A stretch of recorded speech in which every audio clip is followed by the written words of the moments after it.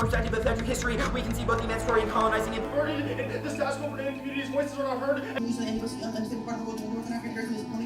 The cracks in the traditional historical narrative about presidential war. If I lose, you can get blues. I'm mad hard. Life started from a bad memory. Daddy loves drugs. You can't take this from him. He loved us. Went from neighborhood jackers to neighborhood stackers. I-10 riders to I-10 trackers and Madison's on that bottom on that PCP. Walk in the tool with a school who won't beef with me. Got addicted to selling drugs, marijuana, and coke. Mama, she dropped her hands and let me go. The rest you know, I ain't gotta explain. I been a man since I went on my own. Now you look at me grown, posted up behind the same thing on Wyoming Street. Big stacks, big gas, this some artillery. As a matter of fact, I got the remix. So to prove that and demonstrate what I mean, here's George.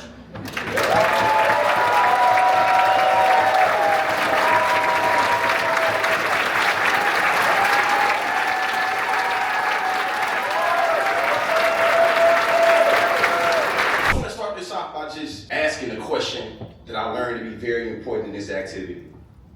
For who? For who? A lot of us become lost in the sauce of universal analysis or generalizing things, but the question for who is something that we always got to ask ourselves. Reflecting on being a keynote speaker at the NDT, an event that if you would have told me when I was debating I would speak there, I would be like, you're a goddamn lie. And no, not only you're lying, I don't have the desire. These people. I've gotten older, gotten more mature, been able to reflect more.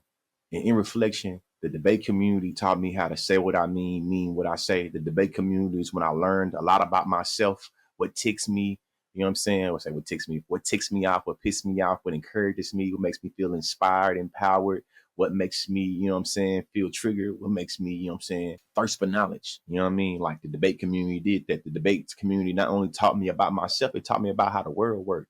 Whether we're talking about institutions, whether we're talking about systems, whether we're talking about norms, ideologies, trends, practices, values, the debate community gave me the ability to really articulate myself in ways that my younger self would have appreciated.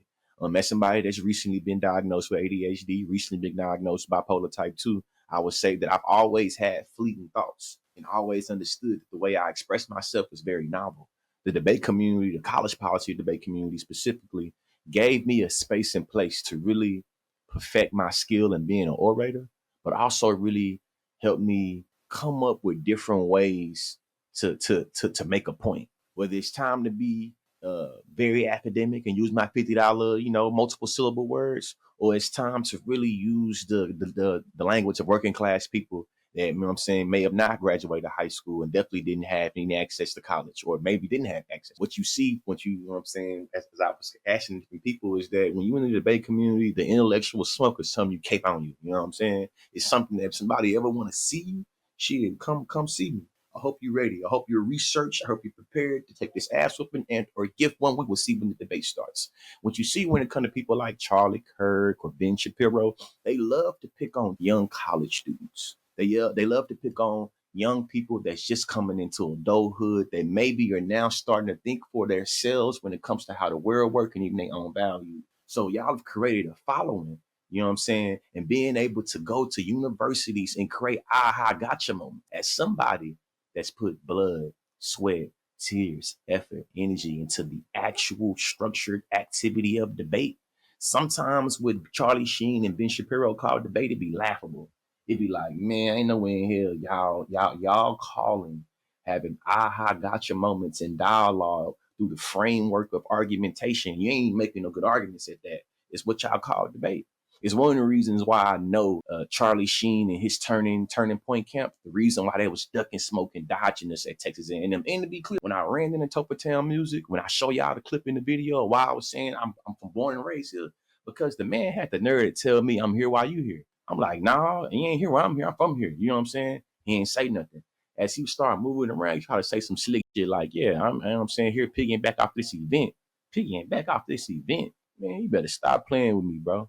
Stop playing with me. The only thing they have to piggyback on Mr. Topher, is individuals piggyback like you, piggyback off of different white conservatives and seeing how quickly and closely can you get in proximity to the right white folks to be able to help your black ass. You did it with Cam Higby when we first came out with TikTok. Then you double back, you see what I'm saying? Now you're rocking with Charlie Sheen. To me, it sounds like you always have to piggyback off of some white dude. Then you had the nerve to throw up that old clouded ass, you feel me, bust down watch you had. Bro, them like some SSIs or some moisturize at best. You see what I'm saying? But listen, even if that's what you got, you had to get it being in proximity to white people. What I got it off the muscle, off the grind by myself. You see what I'm saying? I ain't never had to latch myself on to no white person's brand to be able to be consciously. And that's the difference between you and I. And that's how I know you a DEI hire, because you unqualified to even be in around talking about some debate shit. But here you are. I bet you say DEI bad too. And then Charlie Sheen, I know you and your camp know who I am if you had this minion right here working for you. So what I'll say is I ain't gonna chase you at all. See what I'm saying? I'm not gonna chase you. You can take the challenge or not take the challenge. But as everybody said in the debate, at this national debate championship college tournament. You think Ben Shapiro a good debater? No. I think he's shock value. And I think that like very red pill culture, people who want to make decisions based off of what is countercultural right now versus what actually makes sense and what works in their best favor, i.e., I don't know, access to health care, community, not being hyper individualized where like, you lose your job, everything is now on you to sustain yourself. In a world where, jobs are not that great, climate change, resources are depleting, you kind of need your neighbor. So those things make sense when we're debating towards a collective. He is the opposite. He wants to bring you back to everything individual. Everyone who preaches the gospel of community is now too woke. But like those are things that you need. Community was never a woke thing. It was a collective, always a necessary thing. So yeah, no, I don't think he's a great debater. I think he's an instigator. That was a bar. So what you're saying is, if Ben Shapiro rolled up to you on your campus, he tried to challenge you specifically, you probably feel like it wouldn't turn out good. This is like something that actually could get. I'm honest with you, Jasmine. I think you could intellectually beat the brakes off of Ben Shapiro. Like, I don't think he would have a chance, you feel me? And I think that's the reason. I watch a lot of his content. And you know what he like doing? Finding freshmen, fresh out of high school, that's on the campus, and being like, let me ask you this obscure thing. Well, I mean, it's strategic. You want to get someone kind of in their emotional pocket, someone who is going to react initially to things of instigation. That's what he does. His strategy is instigation. Get them off their tilt, and so then they just kind of respond as a knee-jerk reaction. That makes sense when you're 18 and 19 years old. Heck, it makes sense when you're 32, 31. How old is Shapiro? I don't know. I don't care. 40. But that should look weird, that you're wanting to debate 40 or a 40-year-old wanting to debate kids. Yeah, hey, they ain't even 21. Most of them ain't old enough to drink. It's like, bro, what is you doing? Why are you picking at these people? But what I know, Ben Shapiro, you and your team, consciously I'm trying to get you. In the debate world, the NDT, it's the apex. And the version of debate that we do, the version of debate that George did, this is the most rigorous form of debate on earth. And our champions have debated the champions from other countries, from other circuits in America, and it always goes the same way. There's no doubt that what we do is the most intense form of intellectual competition, certainly through speaking, that exists. At the collegiate level, at least. Let's just think about it like, say you were a judge. You were judging a round of Ben Shapiro debating some random high school kid or some random freshman in college or Charlie Kirk. Yeah. What would be your RFD analysis of the way they debate? Like, I'm sure that's these media people. Yeah, specifically these media people. Ben Shapiro, Charlie Kirk. They wouldn't stand a chance against even some of our weaker debaters. Our weaker debaters would clean the house. That would be an easy pairing. You'd be happy.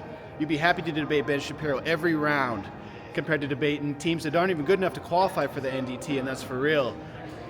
The evidence that they use, the logic that they use, the repetition, honestly, that will only work in front of the most unqualified, biased judges that our activity doesn't even allow to come to a tournament like the NDT. So, yeah. You know what I'm saying? I feel like you could pull a high school kid off the street who just came here to watch.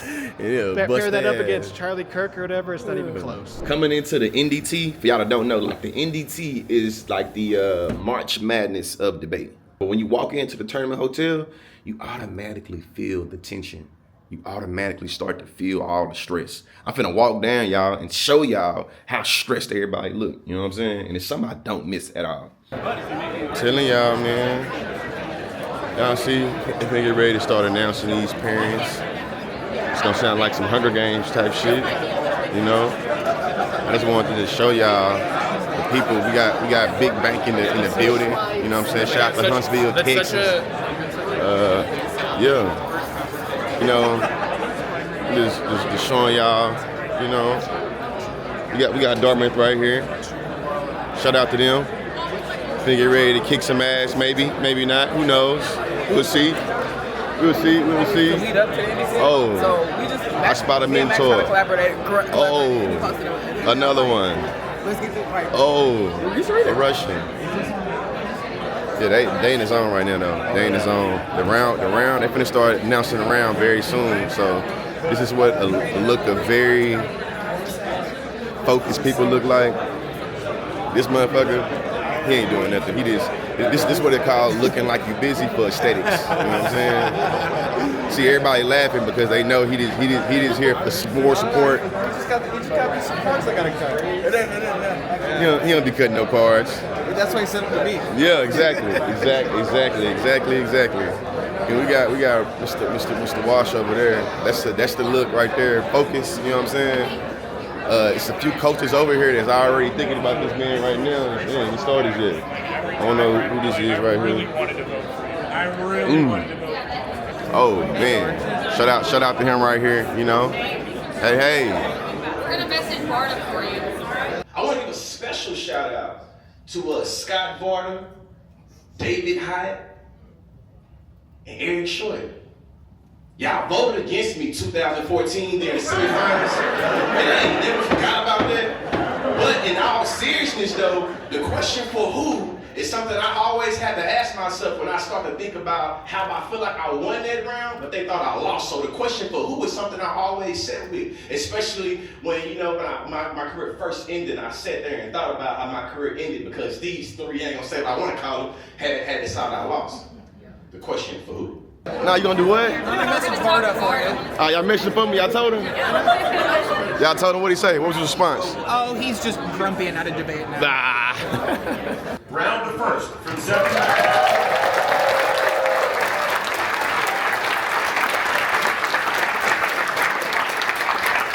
In the Audubon room on the second floor, this is the second floor. The affirmative is Wake Forest LS. The negative is Central Oklahoma WS. The affirmative is Cal State Fullerton PP. The negative is Liberty CL.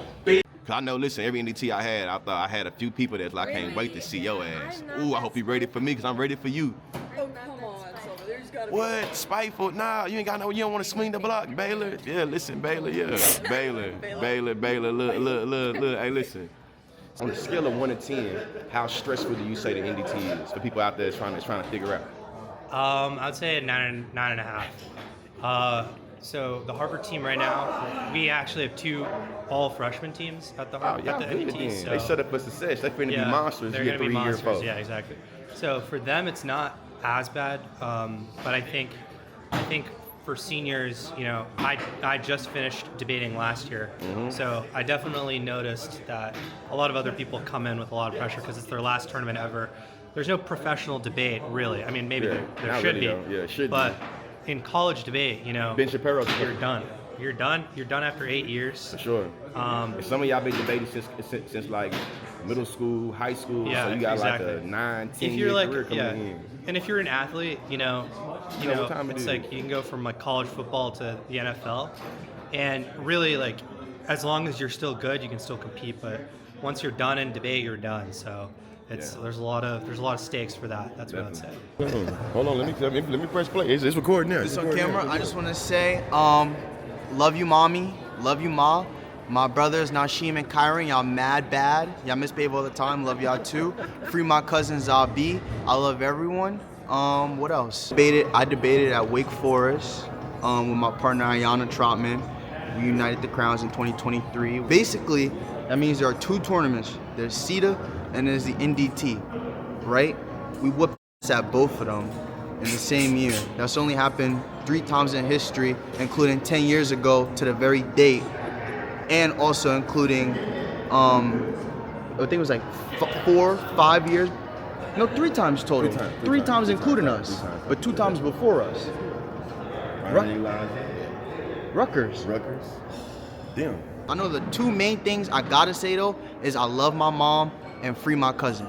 It was good for me as a black man. I could go on and on. There's like 3 different reasons. The first one is I love the advocacy skills. It gave me the opportunity and the platform to talk about things that truly and honestly mattered. But also second, it forced these silly to have to sit down and listen to the things I have to say. Because honestly, sometimes even when you feel like you have the skills to say things, oftentimes in a world we're in, people don't want to listen to those things. And I love debate for giving me the opportunity to force other people to have to listen to those things and witness them learn and do it.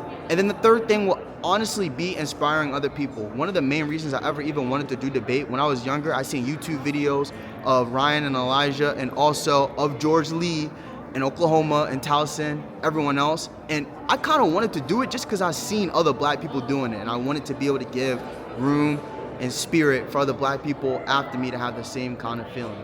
We know you would never pull up to one of those. And I'm telling you, looking into the camera, I don't think you would debate me. In a structured debate with set time speeches, you pick whether I speak first or last. We get a rebuttal, maybe a little cross-examination. When I'm talking, you would not be speaking. When you speaking, I would not be talking. And I can show you better than I can tell you, man. I can show you better than I can tell you. You know, it's a stark contrast though, in what we do as debate and what they do as stark contrast.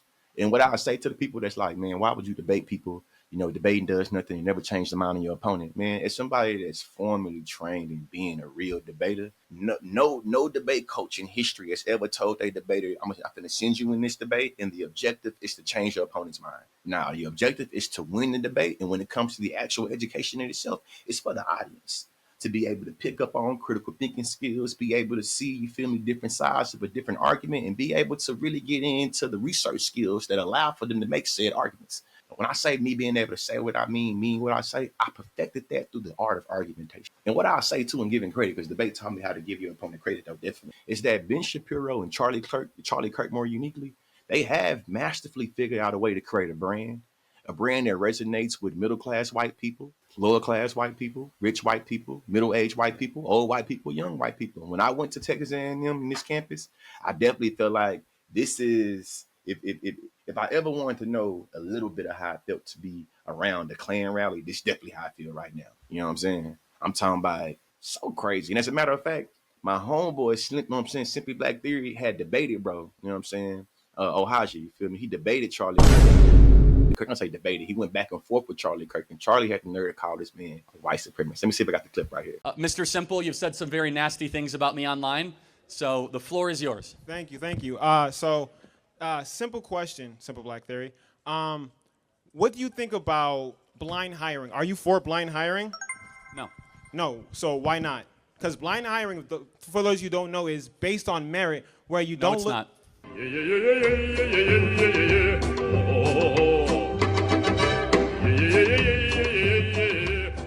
So what's blind hiring? Blind hiring would be that you do not put the race actually when you submit for, you don't even see the person when you interview them for a job. No. That's one part of blind hiring. There's multiple ways to do blind hiring. But at the end of the day, blind hiring is exactly not knowing the person's race, age, or gender. That's based on merit. Like you said, you want merit, correct? Well, hold on. Those things can factor into merit as well. For example, if I'm trying to hire for an Amazon warehouse worker, and all of a sudden I find out that they're at 69 with 1 year left from retirement and the age is not disclosed, wouldn't I prefer to have a 24-year-old man than a 69-year-old woman who's overweight? You're moving the goalpost. Let's bring it back here. No, the whole point was about blind hiring. No, right? you said race, sex, and age is not incorporated. Correct. I think you should have a full picture of a human being is when you hire them. So you care about diversity?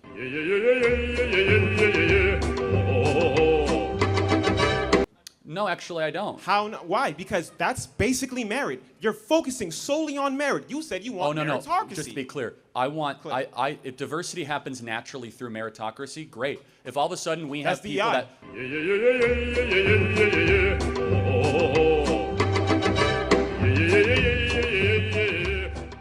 Well, no, it's not. DEI is by force. For example, if I'm trying to hire for an Amazon warehouse worker, and all of a sudden I find out that they're at 69 with 1 year left from retirement and the age is not disclosed, wouldn't I prefer to have a 24-year-old man than a 69-year-old woman who's overweight? So let me DEI, explain that. no. Go ahead. I got to interject. Go ahead. DEI is that we are going to forcibly make an institution more colorful. They're at 69 with 1 year left from retirement, and Let's get into the NBA, for instance, right? Can we both agree at one point black people weren't allowed into the NBA, and then they allowed them to be in NBA? Wouldn't that be considered diversity? Wouldn't that be DEI in itself? No. It's actually the opposite. You see, you're How mistaken, so? my friend. It's actually, we're getting rid of any racial stereotyping. What happened was actually a form. No, DEI is racial stereotyping. So what actually was before was a form of white preference DEI, which is white supremacy or whatever. And then we got rid of it. We said, we're not going to discriminate it. And the quality of play got better. Do you guys see the difference between the two? You see, it's very important. Well, no, actually, I'm talking to both you and the crowd, right? I'm talking to both, right? So what ended up, what you want is you actually want to bring back a form of how Major League Baseball and the NBA used to work before we desegregated. Charlie Kirk called a black man a white supremacist. The man that is actually in solidarity and has the same political views and shares the political party with the KKK had the nerve to try to sensationalize the obscurity of the KKK by only in relationship to putting on somebody black.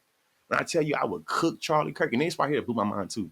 Bro, younger than me. Fam look like he 40, 44, 43, you know what I'm saying? He like 31, 32 years old. Born in 1993. Blew my mind, right? Blew my mind, man. In conclusion, though, for real, debate has always been a great activity to see competing ideologies, competing perspectives that allows for us to see how power and domination work, man. I think it was the dude Hegel that talked about like the dialectic and how like the dialectic of power can always be traced in a particular way. We are always trying to navigate this dialectical dialogue and how power can be traced from different perspectives, man. The reason why I love debate is because it gives me the portable skills of not only being able to say what I mean what I say, giving me critical thinking skills, giving me ability to research, but I think gives me the ability to have a ethical, moral, sound analysis and or be open to hearing ethical, moral pushbacks and rebuttals to what I'm saying.